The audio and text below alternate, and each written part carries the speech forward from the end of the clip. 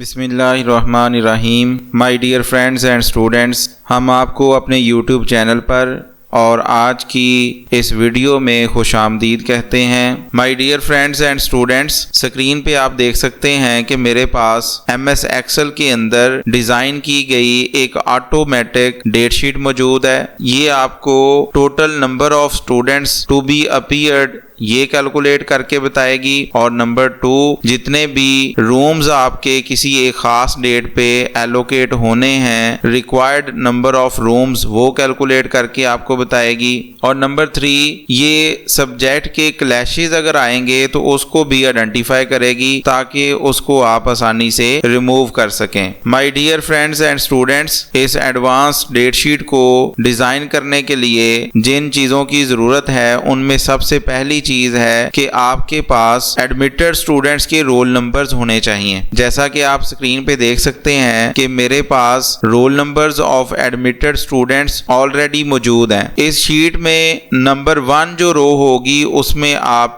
Title दे सकते हैं। Number 2 रो के अंदर आपने मेजर कॉम्बिनेशंस देने हैं, और नंबर 3 रो के अंदर आपने जो मेजर कॉम्बिनेशंस हैं उनके जो सब कॉम्बिनेशंस होंगे, सेक्शंस होंगे, उनको आपने राइट अप करना है। और नंबर 4 रो के अंदर आपने किसी एक खास सेक्शन के जितने भी स्टूडेंट्स हैं उनको काउंट करके आपने टोटल की सूरत में यहाँ पे लिखना है। काउंट का फॉर्मूला इस्तेमाल करके आप आसानी से नंबर ऑफ स्टूडेंट्स एडमिटेड यहाँ पे कैलकुलेट कर सकते हैं। इसी फॉर्मूला को आप नेक्स्ट जो सेक्शंस हैं उनके नीचे पेस्ट कर देंगे तो उनकी भी तादाद, उनकी स्ट्रेंथ आपके सामने आना शुरू हो जाएगी। आर्ट्स ग्रुप के अंदर कुछ कॉम्बिनेशंस हैं। कुछ स्टूडेंट्स ने साइकोलॉजी सब्जेक्ट चूज किया है, कुछ स्टूडेंट्स ने कंप्यूटर, कुछ ने स्टैटिस्टिक्स, कुछ ने एजुकेशन, और कुछ स्टूडेंट्स ने स्पोर्ट्स का जो सब्जेक्ट है उसको चूज किया है। अब इसमें भी आपने उन स्टूडेंट्स के रोल नंबर्स को यहाँ पे लिखना है। हर एक स्टूडेंट का जिसने जो सब्जेक्ट चूज किया है उस सब्जेक्ट के नीचे आपने उसका रोल नंबर एंटर करना है। A1 सेक्शन के जो साइकोलॉजी ग्रुप के स्टूडेंट्स हैं उनकी टोटल स्ट्रेंथ यहाँ पे आना शुरू हो जाएगी। इसी तरह A1 सेक्शन के जिन स्टूडेंट्स ने कंप्यूटर का सब्जेक्ट चूज किया है उनकी स्ट्रेंथ यहाँ पे शो होना शुरू हो जाएगी। A1 सेक्शन के वो बच्चे जिन्होंने स्टैटिस्टिक्स को चूज किया है उनकी स्ट्रेंथ भी यहाँ पे आना शुरू हो जाएगी। कॉमर्स में सेक्शंस हैं C1 और C2 और उनकी नीचे स्ट्रेंथ नज़र आ रही है। काउंट का फॉर्मूला इस्तेमाल करके इनकी स्ट्रेंथ को कैलकुलेट किया जा रहा है। M1 और M2 मेडिकल के सेक्शंस हैं। प्री इंजीनियरिंग के अंदर N1 और N2 सेक्शंस हैं। कंप्यूटर साइंस के भी S1, S2 और S3 सेक्शंस हैं। S1 और S2 में ऑप्शनल सब्जेक्ट फिजिक्स पढ़ाया जाता है, इसलिए उसके साथ PHY शॉर्ट फॉर्म में लिख दिया फिजिक्स के लिए, और स्टैटिस्टिक्स के लिए STAT स्टैट मैंने यहाँ पे एब्रीवेशन के तौर पे लिख दिया। तो इस ऑटो एडवांस डेट शीट को डिज़ाइन करने के लिए जो पहली चीज़ मुझे रिक्वायर्ड है वो है role numbers of admitted students, जिसकी मदद से मैंने हर सेक्शन की टोटल स्ट्रेंथ को कैलकुलेट कर लिया। एडमिटेड स्टूडेंट्स की सब्जेक्ट वाइज स्ट्रेंथ मुझे चाहिए, तो उसके लिए मुझे क्या करना पड़ेगा, जिन सब्जेक्ट्स को मैंने स्टूडेंट्स को ऑफर करना है उनकी एक लिस्ट बनाऊंगा। सबसे ऊपर नंबर 1 रो के अंदर आपने टाइटल लिख देना है। नंबर 2 रो के अंदर आपने जितने भी सब्जेक्ट्स स्टूडेंट्स को ऑफर किए जाएंगे उनके नाम आपने लिख देने हैं। अगर आप लिस्ट जनरेट कर दें तो लिस्ट से आप ऑटोमेटिकली सेक्शंस को यहाँ पे ऐड कर सकते हैं। जिन स्टूडेंट्स ने अकाउंटिंग का पेपर देना है उसमें C1 सेक्शन होगा कॉमर्स का और C2 सेक्शन होगा। अकाउंटिंग के कॉलम में सबसे नीचे आप देखें कि 100 की फिगर आपको एक नज़र आ रही है। इसका मतलब ये हुआ कि 2 सेक्शंस के स्टूडेंट्स ने अकाउंटिंग का पेपर अटेम्प्ट करना है, और हर एक सेक्शन की जो स्ट्रेंथ है वो 50-50 स्टूडेंट्स हैं। तो सम का फॉर्मूला लगा के आप इसको कैलकुलेट कर सकते हैं। इस बिजनेस मैथमेटिक्स का सब्जेक्ट कौन अटेम्प्ट करेगा, ये भी कॉमर्स के स्टूडेंट्स होंगे जो इसको अटेम्प्ट करेंगे C1 और C2। बायो का सब्जेक्ट है, इसमें मेडिकल के स्टूडेंट्स अपीयर होते हैं, इसलिए मेडिकल के जो सेक्शंस हैं M1 और M2 वो सिलेक्ट किए जाएंगे, M1 और M2।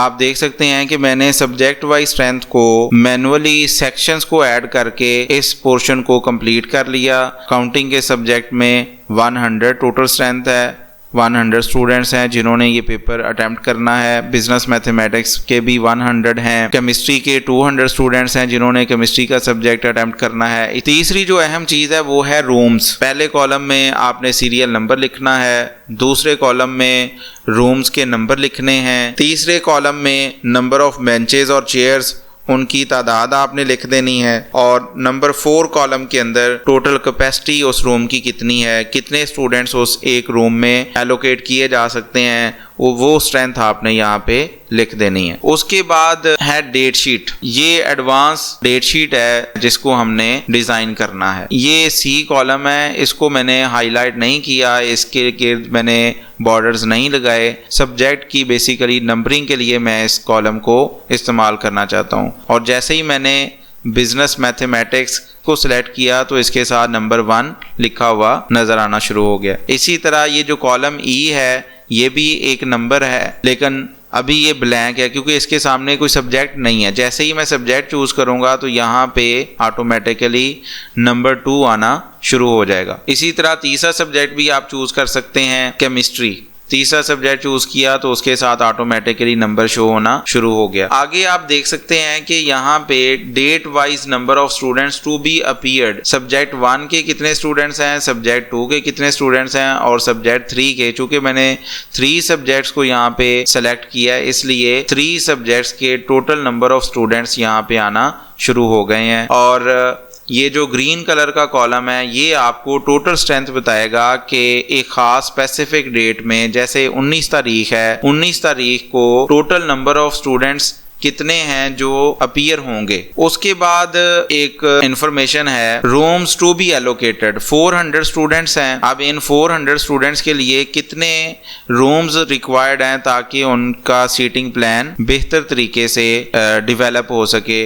तो हमारे पास 7 रूम्स यहाँ पे लिखा हुआ नज़र आ रहा है। हमें 7 रूम्स रिक्वायर्ड हैं इस पेपर को कंडक्ट करने के लिए। Clash identification and it's removal, ये वो सेक्शन है जो आपके सब्जेक्ट के अंदर अक्सर औकात डेट शीट जब हम बनाते हैं तो क्लैशेस का सामना करना पड़ता है। तो ये एरिया आपको बताएगा कि किस किस सब्जेक्ट में किस किस सेक्शन के आपस में क्लैशेस आ रहे हैं ताकि आप उनको रिमूव कर सकें। तो यहाँ पे आप देख सकते हैं कि C1 और C2 सेक्शन का कोई क्लैश नहीं। C1 सेक्शन भी एक दफ़ा अपीयर हुआ, C2 सेक्शन भी एक दफ़ा अपीयर हुआ, N1 सेक्शन और N2 सेक्शन भी एक एक बार यहाँ पे नज़र आ रहा है। इसलिए ये ग्रीन बैकग्राउंड के साथ आपको सेक्शंस नज़र आ रहे हैं। लेकिन कुछ सेक्शंस आपको रेड बैकग्राउंड के साथ नज़र आ रहे हैं, M1 और M2। ये 2 दफ़ा रिपीट हो चुके हैं इसलिए M1 और M2 का आपस में क्लैश आ गया। अब जाके देख लेते हैं कि डेट शीट में जब हमने सब्जेक्ट को चूज़ किया तो कौन सा ऐसा सब्जेक्ट हमने 19 तारीख को रख लिया कि जिसकी वजह से 2 सेक्शंस का आपस में क्लैश आ रहा है। तो यहाँ पे आप देख सकते हैं कि बायो और केमिस्ट्री ये 2 सब्जेक्ट्स हैं जो एक ही तरह के सेक्शंस पढ़ते हैं, इसलिए या बायो को यहाँ से रिमूव करना पड़ेगा या फिर केमिस्ट्री को रिमूव करना पड़ेगा। तो मैं यहाँ से केमिस्ट्री सब्जेक्ट को रिमूव कर देता हूँ। जैसे ही मैंने केमिस्ट्री के सब्जेक्ट को रिमूव किया तो यहाँ पे आप देख सकते हैं कि सब्जेक्ट 3 की जो टोटल स्ट्रेंथ थी वो ख़त्म हो गई और total number of students to be appeared उसके अंदर भी चेंज आ गई। वो 400 थे पहले, अब 200 शो होना शुरू हो गए हैं। और number of rooms required to be allocated वो भी 7 से 4 पे आ चुके हैं। और इसी तरह आप यहाँ पे देख सकते हैं क्लैश आइडेंटिफिकेशन में कि कोई क्लैश नहीं है। C1 और C2, M1, M2 green background के साथ हमें ये सिग्नल दे रहे हैं कि यहाँ पे कोई क्लैश नहीं है। अब ये सारा काम हम कर कैसे सकते हैं, इसके लिए हमें पता होना चाहिए एडवांस एक्सेल के फार्मूलाज का। अब वो कौन कौन से फार्मूलाज हैं जो ये सारा काम करने में हमारी मदद करेंगे, उनके बारे में एक डिटेल डिस्कशन करके मैं एक एक चीज़ आपको समझा दूंगा, ताकि आप आसानी से इस तरह की एडवांस डेट शीट अपने इदारों में, अपने कॉलेजेस में, अपनी यूनिवर्सिटीज़ में बना के आसानी से अपने स्टूडेंट्स के पेपर्स को कंडक्ट कर सकें। नंबर 1, यहाँ पे आप देखें कि सी कॉलम के अंदर मैंने एक फार्मूला लिखा है, is equal to if D3 is equal to blank.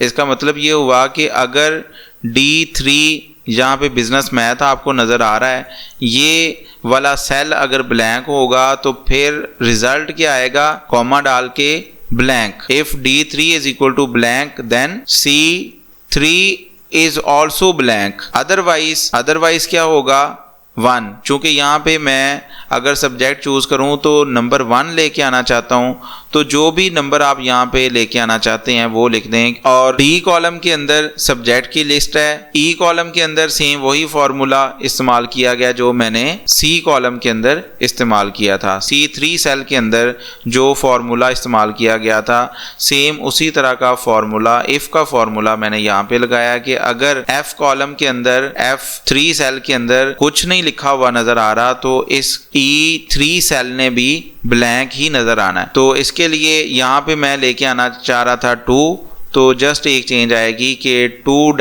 इसको डबल कोट्स में लिखूंगा और ब्रैकेट क्लोज करके कीबोर्ड से एंटर का बटन प्रेस कर दूंगा। इसी तरह जी कॉलम के अंदर यही फार्मूला है, यहाँ पे नंबर 3 लेके आना चाह रहा हूँ। पहली चीज़ तो मैं आपको बता चुका हूँ कि ये डेट शीट के अंदर सब्जेक्ट आपने कैसे लेके आने हैं और उनके साथ जो नंबरिंग है उसको आपने कैसे ऑटोमेटिकली इंसर्ट करना है। फिर उसके बाद जो मेन चीज़ है कि ये कैसे पता चले कि कितने रूम्स रिक्वायर्ड हैं कि 200 स्टूडेंट्स का आसानी से हम पेपर कंडक्ट कर सकें। इसके लिए मुझे मदद लेनी पड़ेगी उस शीट की जहां पे मैंने रूम्स का डाटा ऑलरेडी एंटर किया हुआ है। अब यहाँ पे वी लुकअप के फॉर्मूला की मदद से मैं रूम्स के नंबर को मेंशन कर सकता हूँ। दूसरी जो चीज़ मुझे चाहिए वो है हर रूम की कैपेसिटी, तो उसके लिए भी मैं वी लुकअप का सहारा लूँगा। जैसा कि आप देख सकते हैं कि यहाँ पे रूम्स टू बी एलोकेटेड 4 मुझे नज़र आ रहा है, तो ये 4 कैसे कैलकुलेट किया, तो इसके लिए एक फार्मूला हमें इस्तेमाल करना पड़ेगा। पहले कॉलम में मुझे फार्मूला लिखना पड़ेगा, if V3 is greater than W2, अगर ये वाला सेल है W2, अगर V3 W2 से बड़ा हो तो फिर उसने क्या करना है, W2 को यहाँ पे शो करवा देना है। अदरवाइज क्या करेंगे, अगर ये V3 W2 से स्मॉलर होगा, जो भी यहाँ पे बच जाएंगे स्टूडेंट्स वो आपने लिख देने हैं। फिर इसके बाद वाला जो कॉलम है उसमें थोड़ा सा यहाँ पे टेक्निकल फार्मूला इस्तेमाल करना पड़ेगा, क्योंकि अब इसका link total number of students के साथ भी है और उन स्टूडेंट्स के साथ भी है जो हमने एडजस्ट कर लिया। अब 200 में से 60 स्टूडेंट हम ऑलरेडी एडजस्ट कर चुके हैं, तो इसके लिए फार्मूला हमें चेंज करना पड़ेगा। फार्मूला क्या बनेगा, if V3 minus sum W3 से लेके W3 तक, W3 जो पहला मैंने लिखा है इसको W कॉलम को मैंने लॉक कर दिया। W3 से लेके W3 के सम को V3 में से माइनस करेंगे। अगर उसका रिजल्ट X2 यहाँ पे जो टू हॉल की कैपेसिटी है, अगर फिर उससे भी बड़ा हो, ग्रेटर देन X2, तो फिर हमने क्या करना है, X2 की वैल्यू को यहाँ पे शो करवा देना है कि इतने बच्चे इसमें एडजस्ट हो चुके, X2 को यहाँ पे। अदरवाइज क्या करेंगे, V3 में से इस सम को माइनस करके जो भी रिजल्ट आएगा वो यहाँ पे शो करवा देंगे। इसका जो इजहार है वो आप Z कॉलम के अंदर देख सकते हैं कि 4 हॉल की जो कैपेसिटी है वो 60 है, लेकिन एडजस्ट इसमें कितने हो रहे हैं, जस्ट 20। क्यों 20 हो रहे हैं, क्योंकि 60, 60 और 60 180 हम जो पहले वाले 3 रूम्स थे उनके अंदर एडजस्ट कर चुके हैं। बाकी जो बचे हैं वो सिर्फ 20 हैं, तो यहाँ पे 60 नहीं आ सकता, जस्ट 20 आएंगे जो हमने नंबर 4 हॉल के अंदर एडजस्ट करने हैं। बाकी जितने भी आपके रूम्स हैं और उनमें यही फार्मूला पेस्ट करते जाएं। तो सभी रूम्स के नीचे 0 आपको नज़र आ रहा है, लेकिन सिर्फ ये 4 रूम्स हैं जिनके नीचे ग्रेटर दैन 0 की फिगर मौजूद है, इसलिए हम इसको काउंट इफ़ का फार्मूला लगा के कैलकुलेट करेंगे। काउंट इफ़ रेंज आपने बतानी है और उसका क्राइटेरिया। तो ये फार्मूला इस्तेमाल करके आप total number of rooms to be allocated आसानी से कैलकुलेट कर सकते हैं। और उसके बाद आखिरी जो काम है वो है clash identification and it's removal. अब ये थोड़ा सा टेक्निकल काम है, आपको कैसे पता चले कि किस किस सेक्शन का आपस में क्लैश आ रहा है। तो उसके लिए मुझे क्या करना पड़ेगा, जितने भी मैक्सिमम सब्जेक्ट हैं एक डेट में जो आप एलोकेट कर सकते हैं और उनके जितने सेक्शंस हैं मैक्सिमम, अगर फ़र्ज़ करें यहाँ पे कंपलसरी सब्जेक्ट मैं चूज़ करूँगा नंबर 1 बिजनेस मैथ की जगह पे मैं यहाँ इंग्लिश कंपलसरी सब्जेक्ट है इसको चूज़ करूँगा। तो अब देखें कि टोटल स्ट्रेंथ भी चेंज हो चुकी है और यहाँ पे नंबर ऑफ रूम्स रिक्वायर्ड वो भी चेंज हो चुका, और अब इसके साथ साथ इनके जो क्लैशेस हैं ना वो भी आ चुके हैं। M1 और M2 का क्लैश, क्योंकि M1 और M2 ने इंग्लिश कंपलसरी सब्जेक्ट है वो उसमें भी अपीयर होना है। दूसरा बायो का सब्जेक्ट इनका मैंने सेलेक्ट कर दिया है, इसलिए इनका क्लैश बनेगा। तो मैं बायो को यहाँ से रिमूव कर देता हूँ। अब यहाँ पे देखें टोटल सेक्शंस मेरे 1 2 3 4 5 6 7 8 9 10 11 सेक्शंस हैं टोटल। तो मैंने ये जो कॉलम्स हैं ये 15 लिए हैं। अगर मेरे सेक्शंस 15 हों तो ये फॉर्मेट मेरे लिए इनफ है, लेकिन अगर आपके सेक्शंस 15 से ज़्यादा हैं तो नंबर ऑफ़ कॉलम्स को उसी लिहाज से बढ़ाना पड़ेगा। बहरहाल ये सब्जेक्ट 1, सब्जेक्ट 2, सब्जेक्ट 3 में जितने भी आपके सेक्शंस आ रहे हैं उनको आपने यहाँ पे एक्सट्रैक्ट करना है। तो वो एक्सट्रैक्शन कैसे होगी, एच लुकअप फार्मूला इस्तेमाल करके आप यहाँ पे ये बता सकते हैं कि अगर इंग्लिश का पेपर होगा तो उसमें कौन कौन से सेक्शंस अपीयर होंगे। लेकिन डाटा कहाँ से आएगा, वो आएगा सब्जेक्ट की स्ट्रेंथ वाली जो शीट हमने प्रीपेयर की थी, यहाँ से वो आसानी के साथ डाटा एक्सट्रैक्ट किया जा सकता है। अकाउंटिंग को लुकअप वैल्यू के तौर पे हम बता सकते हैं कि इसमें कौन कौन से सेक्शन अपीयर होंगे और उनकी टोटल स्ट्रेंथ कितनी होगी। बिजनेस मैथ लुकअप वैल्यू के तौर पे इस्तेमाल करके हम बता सकते हैं कि इसमें कौन कौन से सेक्शंस अपीयर होंगे। बायो केमिस्ट्री तमाम सब्जेक्ट को एच लुकअप का फार्मूला इस्तेमाल करके हम आसानी से बता सकते हैं कि इंग्लिश में किस किस सेक्शन के स्टूडेंट्स अपीयर होंगे। तो उसके लिए फार्मूला हमें डिज़ाइन करना पड़ेगा। एच लुकअप वैल्यू हमारे पास कौन सी है, D3 से क्या मुराद है, जो सब्जेक्ट नेम हमने यहाँ पे सिलेक्ट किया ये D3, ये D कॉलम है और इंग्लिश का सब्जेक्ट आपको D3 सेल के अंदर नज़र आ रहा है, इसलिए मैं यहाँ पे लुकअप वैल्यू है वो D3 लिखूँगा, D3 कॉमा। फिर अब ये जो D3 लुकअप वैल्यू है कहाँ से इसके बारे में डाटा मिलेगा, वो मिलेगा मुझे सब्जेक्ट स्ट्रेंथ के अंदर जो डाटा था उसको अपनी आसानी के लिए एक नेम दे रखा है जिसका मैंने नाम रखा था सब्जेक्ट स्ट्रेंथ। तो सब्जेक्ट स्ट्रेंथ वो रेंज है जहाँ से मैं लुकअप वैल्यू का डाटा एक्सट्रैक्ट करना चाहता हूँ। अब उस लुकअप वैल्यू के अंदर किस रो से मैं डाटा एक्सट्रैक्ट करना चाहता हूँ, इसको मैंने क्या किया, नंबर 1 2 3 4 देने की बजाय मैंने इसको ऑटोमेशन पे लगा दिया कॉलम्स का फार्मूला इस्तेमाल करके, BU3 से लेके BU3 तक। तो ये BU3 से BU3 कॉलम 1 बनता है, इसका रिज़ल्ट 1 आएगा। तो नंबर 1 रो के अंदर जो डाटा होगा वो यहाँ पे शो होना शुरू हो जाएगा। लेकिन अब +2 आपने ऐड कर देना है, क्योंकि मेरा जो रिक्वायर्ड डाटा है वो नंबर 4 रो से स्टार्ट हो रहा है। नंबर 4 रो से डाटा एक्सट्रैक्ट करना चाह रहे हैं और उसके बाद नंबर 5 से और उसके बाद नंबर 6 से एंड सो ऑन। और उसके बाद ये फार्मूला इस्तेमाल करने के बाद आपने एक और इसके ऊपर फार्मूला लगा देना है इफ़ का। नंबर 1 जो मेन फार्मूला है वो ये है, इतना।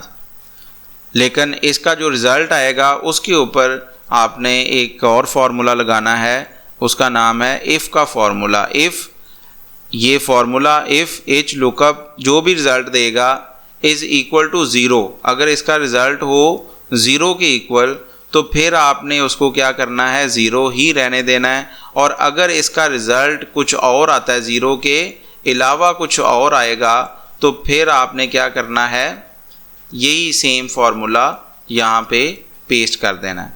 और अगर एरर आएगी इफ़ एरर, और इसके बाद फिर आपने एक फार्मूला इस्तेमाल करना है इफ़ एरर का। अगर कोई एरर आ जाती है तो बजाय एरर यहाँ पे शो हो, आपको क्या शो होना चाहिए, zero. Dear friends and students, यही सेम फार्मूला आप बाकी सेल्स पे भी पेस्ट कर दें। सब्जेक्ट 1 के लिए सेम यही फार्मूला इस्तेमाल किया जाएगा। सब्जेक्ट 2 के लिए फार्मूला चेंज करना पड़ेगा, क्योंकि सब्जेक्ट 2 के लिए जो लुकअप वैल्यू है वो किसी और सेल में मौजूद है। सब्जेक्ट 1 के लिए लुकअप वैल्यू आपकी D3 सेल के अंदर मौजूद है, लेकिन सब्जेक्ट 2 के लिए जो आपकी लुकअप वैल्यू होगी वो F3 के अंदर मौजूद है। इसलिए हमें इसके लिए फार्मूला चेंज करना पड़ेगा, सब्जेक्ट 2 के लिए, सब्जेक्ट 3 के लिए, सब्जेक्ट 4 के लिए एंड सो ऑन। ये जैसे ही आप इसको ड्रैग करेंगे तो ऑटोमेटिकली, और ये कहाँ तक आपने इसको ड्रैग करना है, यहाँ तक आपने इसको सब्जेक्ट 1 के जितने भी कॉलम्स हैं वहाँ तक इसको ड्रैग करना है, सब्जेक्ट 2 की तरफ मूव नहीं करना। और फिर इसी फार्मूला को आप क्या करें, नीचे ड्रैग कर दें, ताकि तमाम डेट्स के ऊपर ये फार्मूला अप्लाई हो सके। अब इसमें देखें, सब्जेक्ट 2 के नीचे कोई भी फिगर आपको नज़र नहीं आ रही, सारी की सारी ज़ीरोज़ हैं। इसका मतलब सब्जेक्ट 2 हमने चूज़ ही नहीं किया। अब एक और डेट, नेक्स्ट जो 20 डेट है, वहाँ पे एक सब्जेक्ट चूज़ कर लेते हैं। उसमें हम चूज़ कर लेते हैं बिज़नेस मैथमेटिक्स और केमिस्ट्री, ठीक है। तीसरा, चौथा, पांचवा सब्जेक्ट भी चूज़ किया जा सकता है, जैसे आपकी मर्ज़ी हो। तो 300 स्टूडेंट्स हैं जो अपीयर होना चाहते हैं। इनके लिए टोटल रूम्स रिक्वायर्ड वो 5 हैं। सब्जेक्ट 1 के जो सेक्शंस हैं वो C1 और C2 हैं जो अपीयर होंगे। सब्जेक्ट 2 के 4 सेक्शंस हैं, M1, M2, N1 और N2। उम्मीद करता हूँ कि यहाँ तक सारी चीज़ें आपकी क्लियर हो चुकी होंगी। अब नेक्स्ट मूव करते हैं। सब्जेक्ट 1, सब्जेक्ट 2, 3, 4, 5, 6 सब्जेक्ट्स हैं। तो इनका जो डाटा है, इसकी मदद से आप कोई पिक्चर नहीं जहन में बना सकते कि किस किस सेक्शन का क्लैश आ रहा है। तो इसको हमें क्या करना है, कंसोलिडेटेड फॉर्म में एक ही जगह पे एक्सट्रैक्ट करना है। 2 सब्जेक्ट मैंने चूज़ किए, कॉलम BU3 के अंदर भी डाटा मौजूद है, C1, C2, BV3 के अंदर मौजूद है, लेकिन उसके बाद ये सारे कॉलम ब्लैंक हैं। अब इनको इनके जो ब्लैंक्स हैं वो ख़त्म करने हैं, ताकि सेक्शंस आपको एक ही जगह पे नज़र आएँ, आप उसको कंसोलिडेटेड फॉर्म में देख सकें और उसका आसानी से एनालिसिस कर सकें। तो उसके लिए एडवांस एक्सेल का फार्मूला इस्तेमाल करके आप इस काम को भी बड़ी आसानी से कंप्लीट कर सकते हैं। जैसा कि आप देख सकते हैं कि मैंने इंडेक्स के फार्मूला को इस्तेमाल करके इस मुश्किल काम को भी आसानी के साथ मुकम्मल कर लिया है। ये फार्मूला इस्तेमाल करके मैं तमाम डाटा को यहाँ पे कंसेक्टिव नंबर्स की सूरत में, कंसेक्टिव वैल्यूज़ की सूरत में एक्सट्रैक्ट कर सकता हूँ।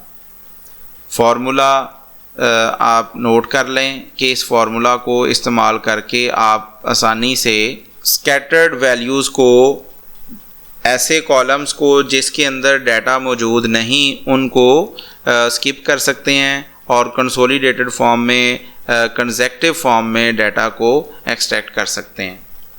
आज की इस वीडियो को इस उम्मीद के साथ ख़त्म करते हैं कि ये वीडियो आपको पसंद आई होगी। मिलते हैं अपनी नई वीडियो के साथ, जिसमें होंगे नए आइडियाज़ और स्किल्स, जिनको इस्तेमाल करके आप भी अपने बिज़नेस के मामूलात को बेहतर से बेहतरीन बना सकेंगे। अल्लाह हम सब का हामी व नासिर हो।